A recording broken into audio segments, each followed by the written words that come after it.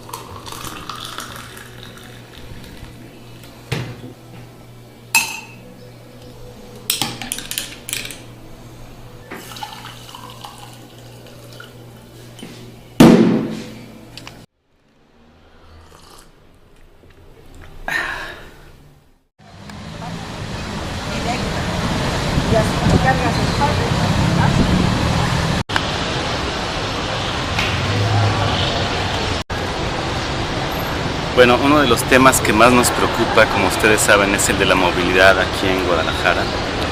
Estoy en el centro histórico, me imagino que ustedes reconocen este monumento, es el Teatro Degollado. Y estoy aquí porque quiero empezar con un aspecto que es reciente, que tiene que ver con cómo visualiza el gobierno del Estado y el federal la popularización de la bicicleta en Guadalajara. Si uno analiza las experiencias que tienen otros países, otras ciudades, no solo en Europa, incluso en Latinoamérica, uno se dará cuenta que hay distintos formatos en cuanto a qué funciona cuando uno quiere hacer que las personas se bajen de sus automóviles y empiecen a utilizar la bici.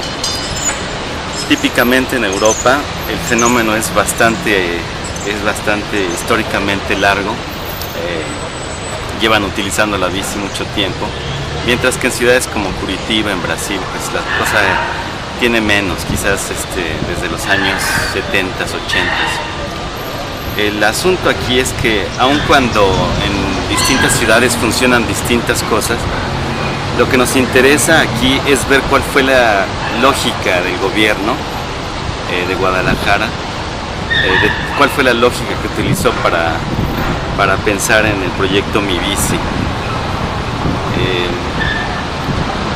En estos momentos no hay nadie utilizando las bicis rojas, es sábado a mediodía y no hay ninguna persona que haya sacado las bicicletas. De hecho, pasé por este mismo lugar hace algunas horas y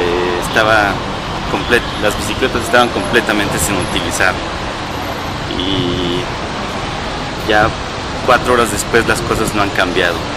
Y estamos en sábado a mediodía, uno pensaría que a estas horas ya todas las bicis están fuera porque es un bello día, hace sol, la gente está en las calles y uno pensaría que también las bicicletas que puso el gobierno estarían en las calles.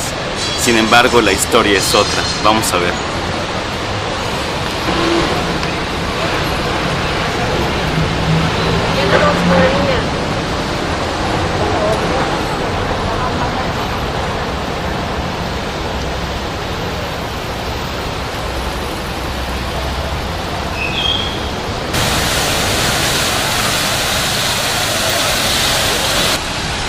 En estos momentos son 10 para las 3 de la tarde en sábado, un sábado muy soleado y ninguna de las bicicletas está siendo utilizada.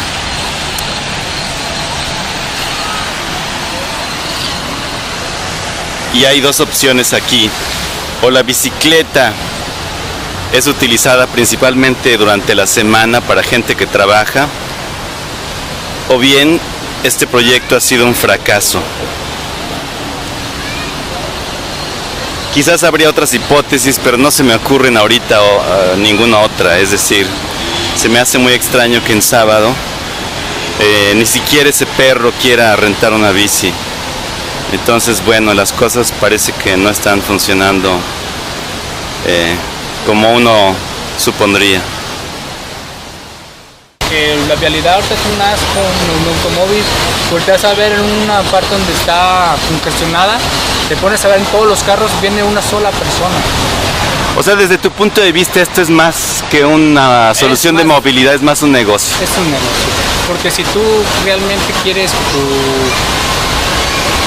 ciudad se mueva en bicicleta, dale por donde transitar. Y cuídalo. Dale el mantenimiento, por donde transitar tu bicicleta. Y si hubiera donde transitar por tu bicicleta, donde poder guardarla con seguridad, no ocuparías esto, porque mejor desempolvas la bicicleta que tienes en el patio y la usas.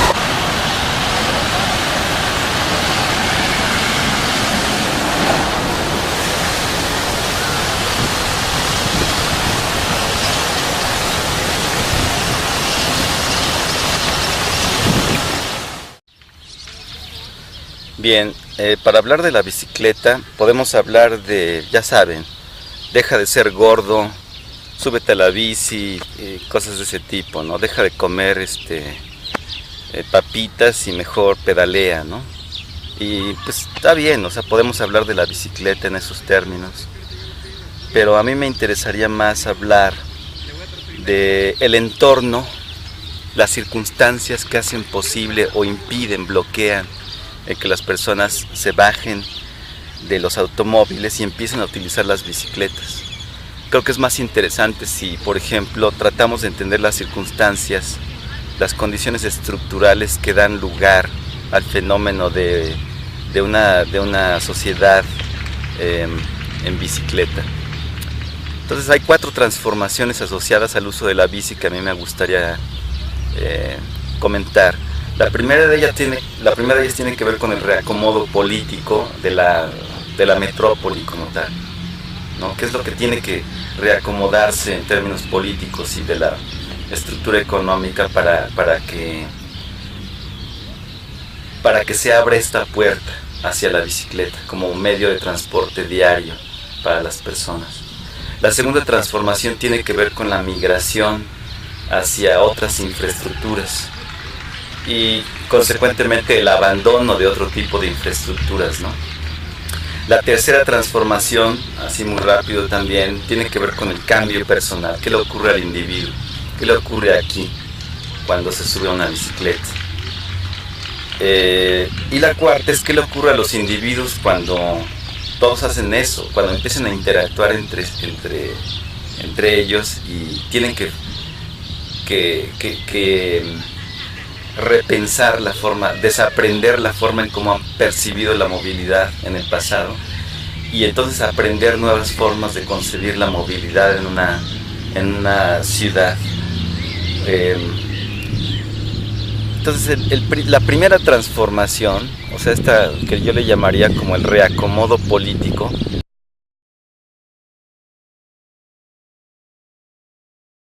tiene que ver con el hecho de que rara vez nos preguntamos en nuestras disquisiciones sobre la bicicleta si es rentable o no que la gente deje de usar coches. Es decir, los automóviles están allí en las ciudades y vaya que los hay en muchas de ellas, como por ejemplo las grandes metrópolis, Guadalajara, DF, etc. Y su promedio de velocidad, por ejemplo en Los Ángeles, es alrededor de 15 kilómetros por hora, el promedio de velocidad de un automóvil.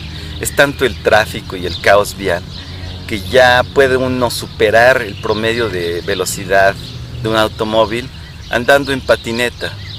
Ese absurdo se ha alcanzado en las grandes metrópolis o incluso ya en ciudades medias y pequeñas también empieza a haber conflictos de ese tipo.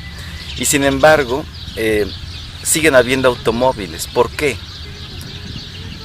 Rara vez nos preguntamos si es rentable el que la gente se baje de sus coches y se suba a las patinetas o a las bicis para el caso. Y Y esto no es una pregunta vana, porque pensemos que los automóviles no solo son un símbolo de estatus, como ya algunos sociólogos, antropólogos lo han venido hablando durante muchos años, sino que también hemos construido toda una economía alrededor del automóvil. Es decir, alrededor del automóvil hay carreteras, hay servicios para el automóvil, hay toda una infraestructura de estacionamientos, de señales viales, de semáforos, hasta de topes, vamos a decir, que tiene un efecto de arrastre en un número importante de sectores en toda la economía de un país, de una ciudad. Cuando de pronto pensamos en que debemos de transitar hacia la bicicleta, no es fácil ese cambio, porque estamos también, sin quererlo, replanteando, o tendríamos que replantear, el reacomodo de muchas de las actividades económicas de la sociedad, pero ello conlleva también maniobras políticas que no son fáciles de imprimir en la sociedad. Es decir, ¿cómo le dices a organizaciones que se dedican a vender grandes cantidades de automóviles que de pronto uno de sus mercados va a ser suprimido porque hay que dar paso a las bicicletas? Entonces eso, desde el punto de vista, por ejemplo, de la economía ambiental, se sabe que hay niveles óptimos de polución, por ejemplo, es lo que nos diría un economista, y saldría con sus gráficas a decirnos, mira, después de o hasta cierto límite la contaminación es buena porque te sigue generando empleos, no te ocasiona un problema de salud pública, no vas a poder suprimir toda la contaminación, pero a cambio de ello vas a obtener ciertos beneficios económicos, de empleo, vas a tener automóviles, etcétera. Una economía dinámica con una diversidad de sectores en marcha, ¿no? Entonces, hasta cierto punto, cierta contaminación es bueno, te diría un economista ambiental.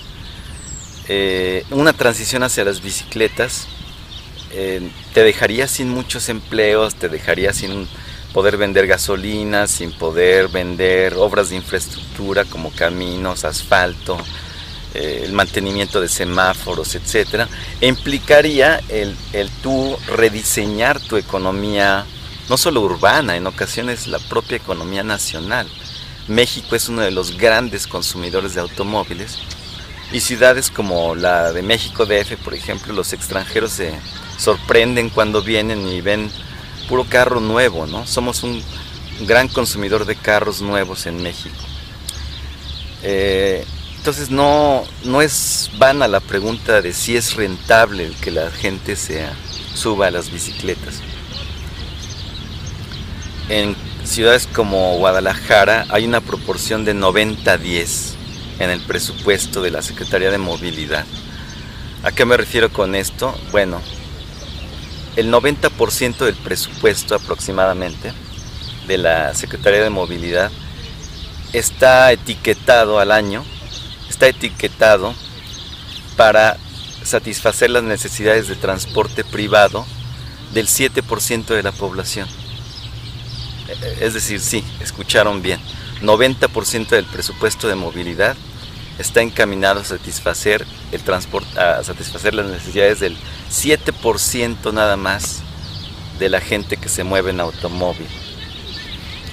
Y el 10% del presupuesto va hacia el resto de la gente. Es decir, el 90% o 93% de las personas en la ciudad de Guadalajara se tienen que conformar con el 10% del presupuesto. Si nosotros fuéramos con el gobernador de la ciudad y dijéramos, oiga, invierte el orden de los factores, es más razonable que el 90% del presupuesto se le dirija al 90% de la gente, ¿no?, en su movilidad, y que el 10% al otro 10% restante. Si le planteáramos esto a un gobernante, él diría no. ¿Por qué?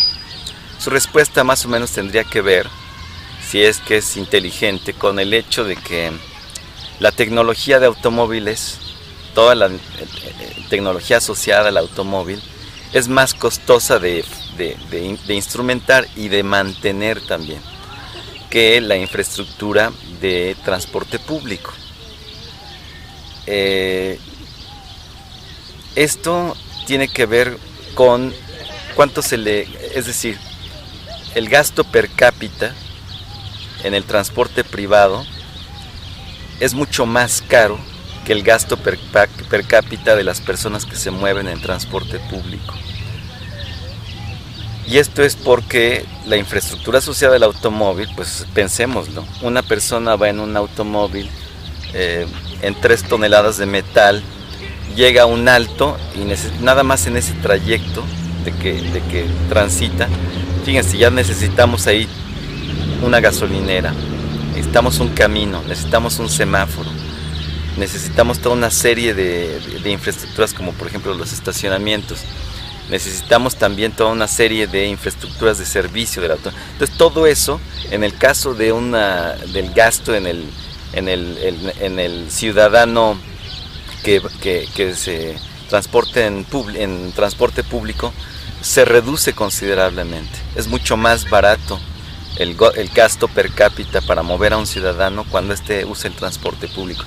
Y así también el transporte interciudades, ¿no? De una ciudad a otra, ¿no? Entonces esta transformación no es fácil de concebir a nivel económico o político. Requiere de muchas negociaciones, ¿no?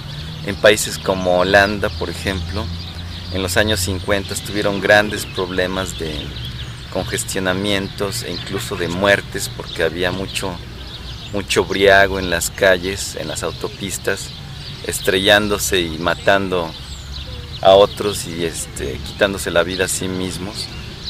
Se convirtió en un problema nacional el automovilismo en este tipo de sociedades, y actualmente los vemos muy quitados de la pena en sus bicicletas como sociedad desarrollada, y nunca nos preguntamos cómo ocurrió eso a nivel de la macro transformación, de este reacomodo que les digo político. Lo cierto es que el mercado de automóviles en este tipo de ciudades como Ámsterdam dejó de ser un mercado importante para las armadoras de automóviles, y entonces de pronto hay bicicletas y uno dice, bueno, eso no ocurrió tan fácil, ¿no? Quienes construyen automóviles tuvieron que prescindir de ese gran mercado que era Holanda, y tuvieron que emigrar a otros lados. ¿Y qué lados? Pues Brasil, México, ¿no? Entonces la demanda que ya no tienen en esas sociedades ahora la tienen aquí, y entonces el negocio ahora está aquí. Es decir, en pocas palabras, nos pasan la bolita. Y ahora los holandeses se dedican, pues el 80% de la economía holandesa es de servicios, no servicios financieros, cuestiones tienen que ver con pues la industria química, la industria de los alimentos, etcétera, pero con alto contenido en conocimientos, ¿no? Entonces, una sociedad que se dedica a eso, pues puede prescindir de sus automóviles y dedicarse a otras cosas y tener otro tipo de demandas internas, liberar de alguna manera la forma en cómo la gente accede a transporte público, que no esté restringido ya a los intereses de las empresas privadas por vender automóviles, ¿no? Pero entonces, al pasarnos ese mercado a países como México, y nosotros nos empezamos a plantear el problema de la movilidad 30 años después que los holandeses, la pregunta es, ¿van a dejar el negocio las armadoras de automóviles? ¿Va a ocurrir como en el caso de Holanda, que nosotros al pasar del auto a la bici, suponiendo que sea técnicamente factible y realizable en algunos años, van a estar dispuestos ellos a renunciar a su mercado? Tendríamos que pasarle la bolita a otros mercados, el africano, qué sé yo, o el asiático en algunos lugares, en India, China, qué sé. Es decir, ese es algo que ocurriría. Las cosas no se ven fáciles, dado que hay muchas compañías automotrices que están decidiendo migrar en este momento a tierras mexicanas, ¿no? Celaya, Guanajuato, el Bajío en general, se está llenando de manufactura automotriz y no se ve en un futuro muy cercano que ello cambie, sino más bien pareciera que aquí quieren convertir a México en un gran mercado por muchos años de automóviles. Entonces es un problema estructural, no nada más va a ser un problema del comportamiento o de si la gente tiene bicicletas disponibles o bicipuertos o bicirutas, sino aquí hay un problema a nivel macro y a nivel político, ¿no? No van a permitir muy fácilmente que haya una transición hacia grandes formas de transporte multimodal que incluyan bicicleta. Bueno, eso en cuanto a la primera transformación. La segunda transformación es la que yo llamaría la migración hacia otras infraestructuras.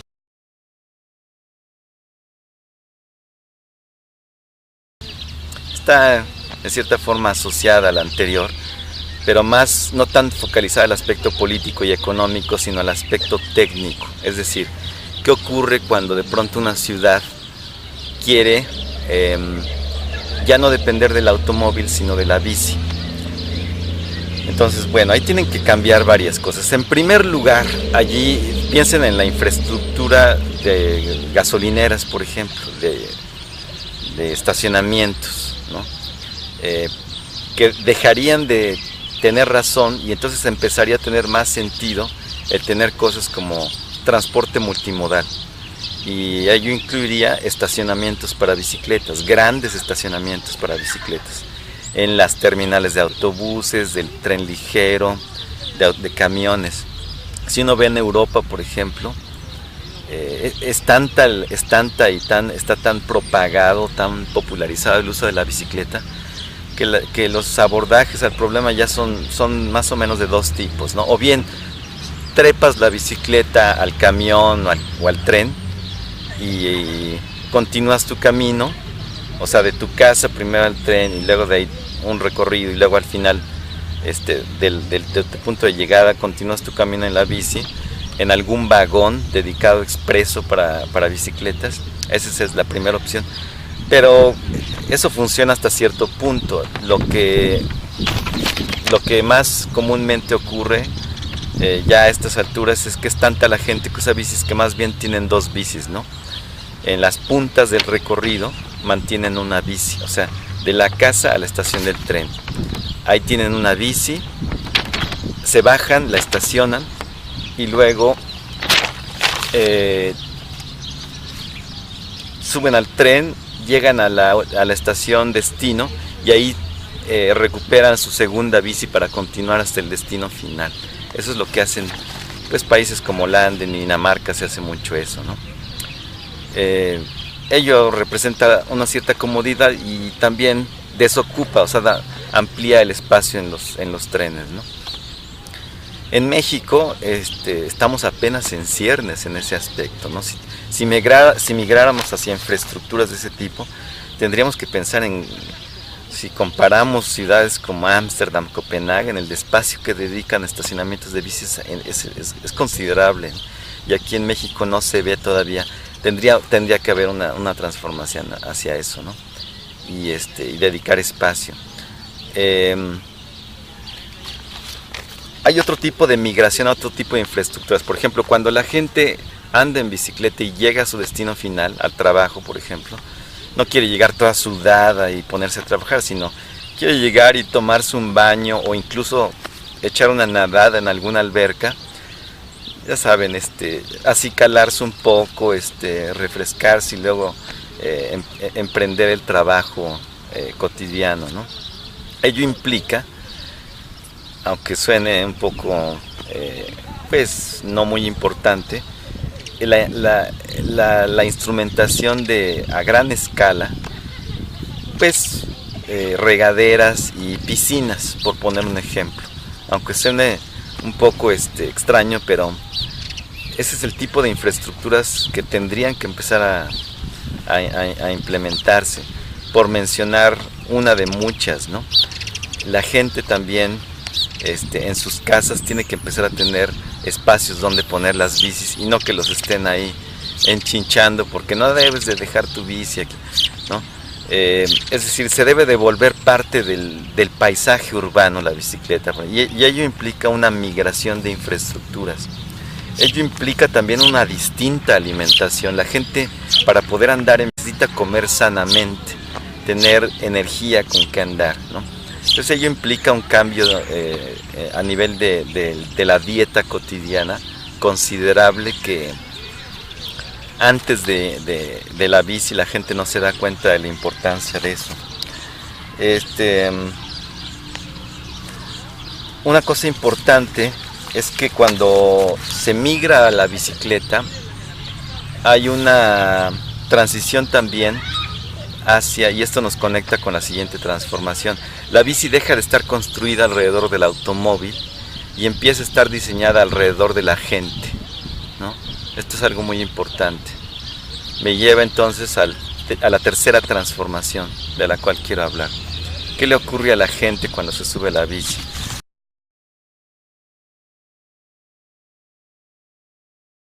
Bueno, más allá de que adelgaza, se pone más saludable, etcétera, cosas que ya sabemos, hay una transformación a nivel psicológico. La gente se vuelve más consciente del entorno, más sensible también.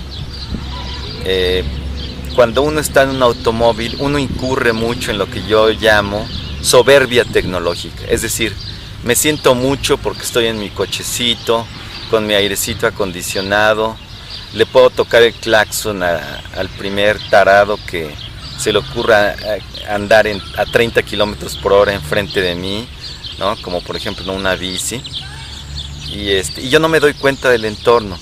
Estoy haciendo que la gente fuera de mi automóvil, de mi batisfera, ¿no?, protegida, pague todas las consecuencias de mi contaminación, pero yo aquí estoy muy tranquilo, disfrutando de mi aire acondicionado y mi musiquita banda, ¿no?, que por cierto es de escasa calidad. Pero bueno, ahí estoy, yo me bajo de mi automóvil y pues hago mis trayectos cotidianos relativamente escindido, separado del mundo. Es decir, yo ya me desconecto del entorno y me muevo en mi automóvil. Esto no ocurre en una bicicleta. La gente, por el hecho de andar a pie, pero en pedales, por decirlo de alguna forma, es más consciente no solo del prójimo, sino consciente también del entorno inmediato. Es decir, no tiene esta capacidad de aislarse del mundo como lo tiene un automovilista. Es más sensible, por ejemplo, a la contaminación del aire. Es más sensible también a la gente que va cruzando. Es más sensible al medio natural en el que está, ¿no?, de manera general. Nosotros hemos perdido en las sociedades modernas, los 5 sentidos los hemos atrofiado. No percibimos los olores, no nos guiamos por tanto a través de los olores. Hemos perdido también la capacidad de visión, ¿no? Estamos viendo tan cerca así en nuestras pantallas que ya no vemos a lo lejos, por lo tanto nuestros ojos rara vez afocan a lo lejos y entonces se atrofian. Y cuando estamos en la bicicleta ampliamos en general nuestros sentidos, el tacto también, ¿no? Como realizamos actividad física, somos conscientes de nuestro cuerpo, que es el primer recurso natural con el que contamos, ¿no? Más allá del entorno natural, el cuerpo en el cual venimos al mundo, lo percibimos, lo tenemos muy al tanto cuando andamos en bicicleta. Escuchamos también, ¿no?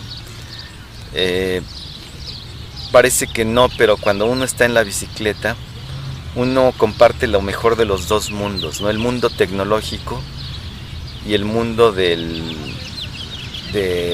ser humano, como nos trajo el mundo, Alá o el destino, como ustedes le quieran llamar. Es decir, no es propiamente ser pedestre cuando somos ciclistas, pero tampoco es propiamente haber renunciado a la tecnología, ¿no? Es un balance maravilloso, ¿no?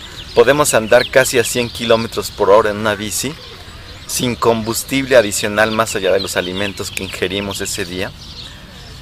Y al mismo tiempo podemos detenernos intempestivamente a saludar a alguien, ¿no? O a comprar algo en alguna tienda, sin renunciar a la condición de pedestre, ¿no? De ciudadano pedestre, de peatón. Entonces esto, no sé si pedestre sea una palabra en español, de hecho, es en inglés, de pedestrians. En español es el peatón, ¿no? Una disculpa si me equivoqué ahí.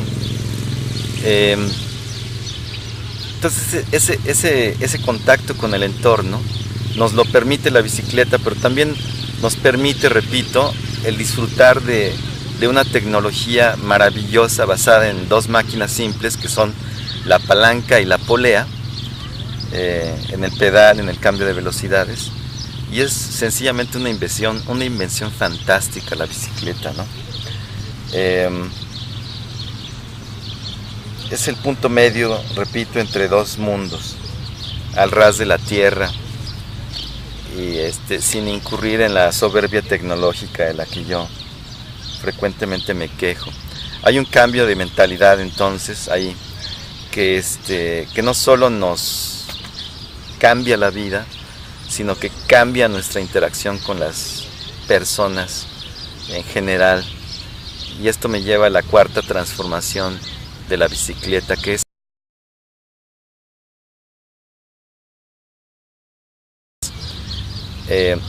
el nuevo orden de cosas, la nueva correlación de fuerzas que existe entre las personas. Es decir, la bicicleta es una especie de democratizador de la movilidad, ¿no?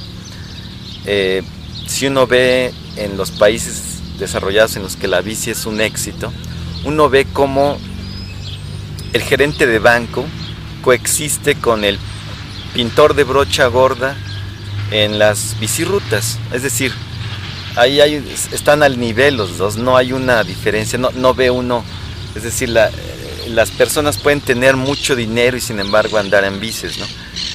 Está este póster en las redes sociales ahí muy interesante que dice: un país rico, un país desarrollado, no es aquel en el que el pobre tiene dinero para adquirir un automóvil, sino es aquel en el que el rico prefiere utilizar el transporte público. En este caso la bici no es propiamente transporte público, pero es un medio afín al transporte público, en el sentido de que es público y privado al mismo tiempo, ¿no? Es tu bici, pero estás compartiendo un entorno común, es un bien común, el espacio de la bicicleta, ¿no? Entonces ahí, fíjense, hay un cambio muy interesante que da, y no es una interacción en las personas en las que están forzadas a verse a los ojos al momento en el que, por ejemplo, están a punto de cruzarse uno enfrente del otro, ¿no? Como ocurre con los peatones. Es decir, tú buscas la señal, es una señal somática de la otra persona, de decir, te da el paso o tú le das el paso. Hay una interacción humana ahí, ¿no? Que no se da con los automóviles. Los automóviles requieren de semáforos, de una infraestructura costosa que se llama semáforo. En el caso de las bicicletas eso no es necesario. En las ciudades en donde funciona muy bien la bici, incluso se han visto forzados, las autoridades se han visto forzadas a retirar los semáforos porque se vuelven un problema frente al fenómeno muy interesante que se da del caos ordenado. Este caos ordenado en el que la gente tiene que interactuar de manera muy flexible, no solo ciclistas con otros ciclistas, sino ciclistas con peatones, ciclistas con camiones o con otras formas de transporte, con los propios automóviles. Entonces, este caos ordenado ya no requiere de semáforos, pero sí requiere de un contacto entre las personas. Por eso digo que la interacción entre las personas, ojalá ese pajarraco ya se callara. Ya se cayó. Es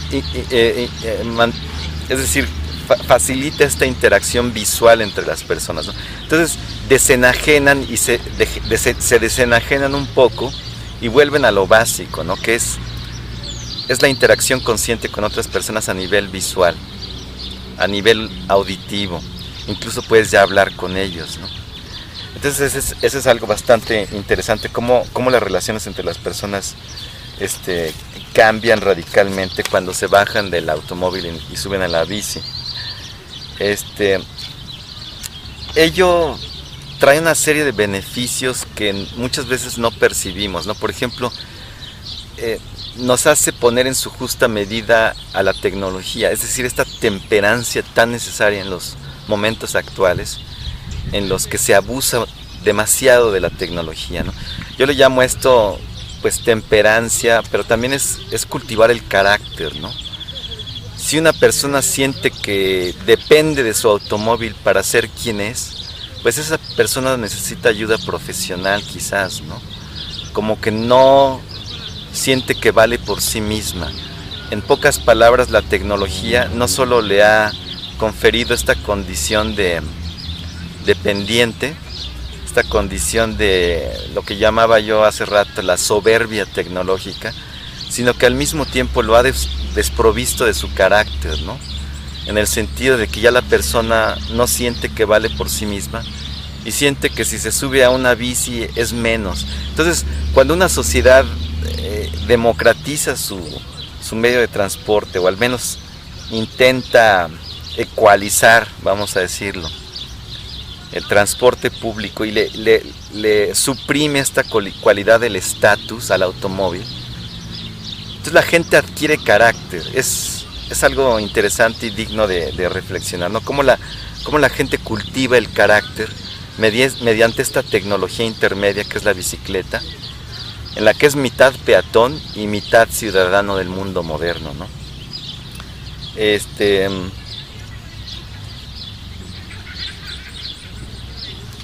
Cuando se sube la gente a la bici, pues obviamente dejan de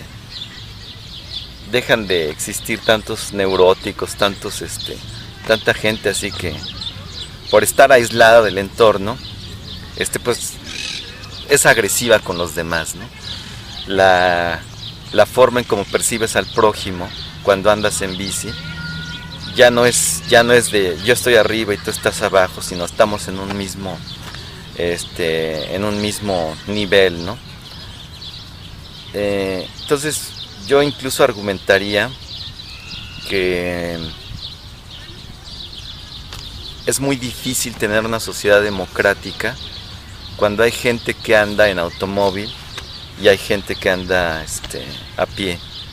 Yo creo que una sociedad democrática exige en el siglo XXI que una buena parte de la sociedad, de los ciudadanos, anden en bicicleta una buena parte del tiempo.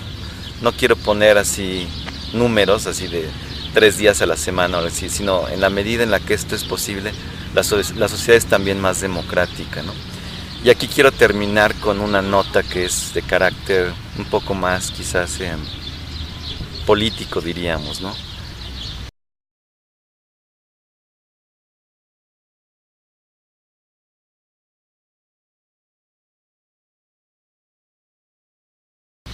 Es muy difícil que una sociedad democrática haga uso de transportes alternativos congruentes con un mundo ambientalmente sano, en donde haya espacios verdes, salud ambiental, salud de aire, salud de agua, etc. Y haya injusticia social, es decir, hay una correlación, e incluso yo diría no solo correlación, sino causación directa entre la injusticia social, el reparto de la riqueza y la posibilidad de un transporte público y basado en movilidad como la bicicleta. Si no hay justicia social, es decir, la gente sin un basamento más o menos, pues no parejo, pero si no hay equidad social, simplemente no puede funcionar el transporte público, porque los ricos dicen, yo estoy bien bañadito, yo no sudo, yo ando en mi cochecito, ¿no? Y si me subo al transporte público, pues ahí está la chusma toda cochina, maloliente, No, yo no quiero mezclarme con esos, ¿no? Entonces eso ocurre precisamente porque no hay equidad salarial, no hay justicia social, no hay reparto del ingreso equitativo, ¿no? Entonces es muy difícil pensar en una transición a transportes multimodales si no hay también equidad en el reparto de la riqueza de una sociedad. Eso es todo. Hay muchas cosas más que decir, pero ahorita creo que cubrí las generalidades más básicas que hay que saber.